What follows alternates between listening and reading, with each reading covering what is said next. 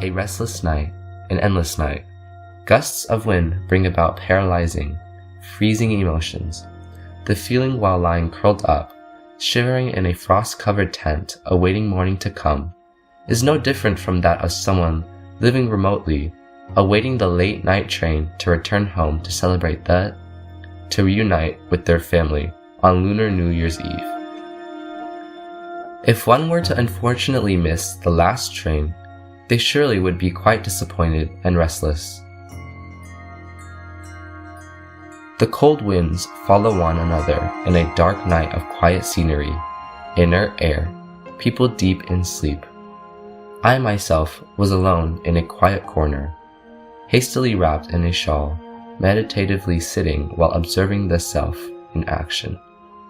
I asked myself, am I happy with the life I'm living right now?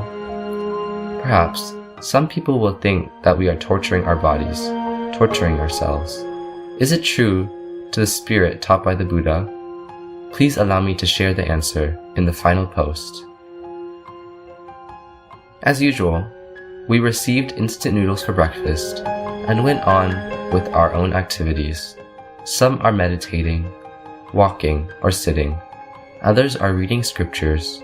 Still others are enjoying a cup of tea, etc. Each joyful in their own way. Today is the full moon day, the Uposatha day for monks.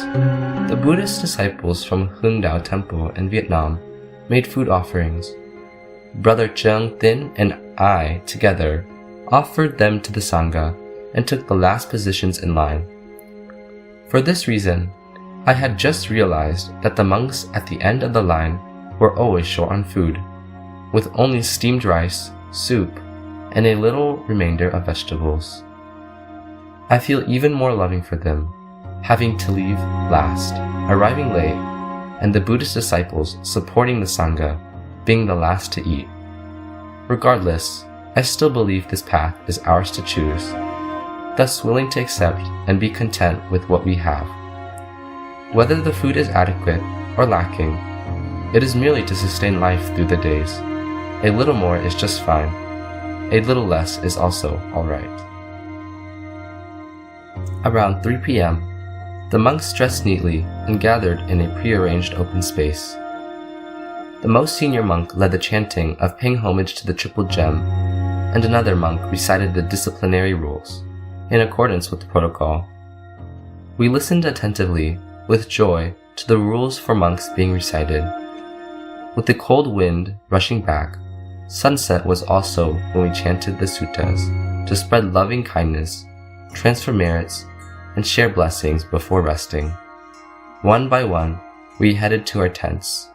Another day again passed.